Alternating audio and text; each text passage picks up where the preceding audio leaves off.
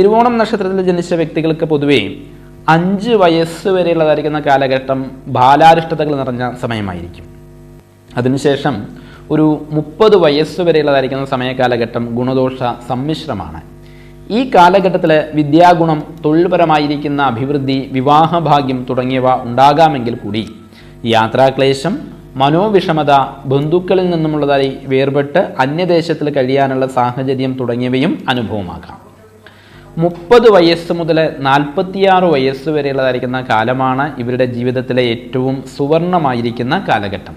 കുടുംബപരമായിരിക്കുന്ന അഭിവൃദ്ധി, ഗൃഹവാഹനയോഗം, സന്താന ഗുണം, ധനാഭിവൃദ്ധി, രാജപൂജ്യത തുടങ്ങിയ അനേകം സൽഗുണങ്ങൾ ഈ സമയത്തിൽ ഇവർക്ക് അനുഭവമാകും.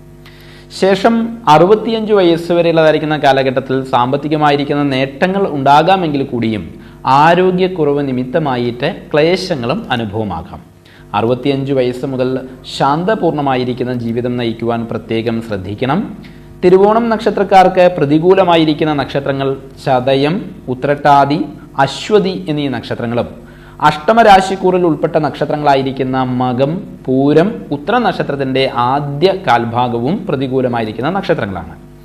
പ്രസ്തുത നക്ഷത്രങ്ങളിൽ ജനിച്ച വ്യക്തികളുമായിട്ട് കൂട്ടു ബിസിനസ്സിൽ ഏർപ്പെടുന്നതും ഇവർക്ക് വേണ്ടിയിട്ട് ജാമ്യം നിൽക്കുന്നതും ദോഷത്തിൽ കലാശിക്കുമെന്നാണ് വിശ്വാസം.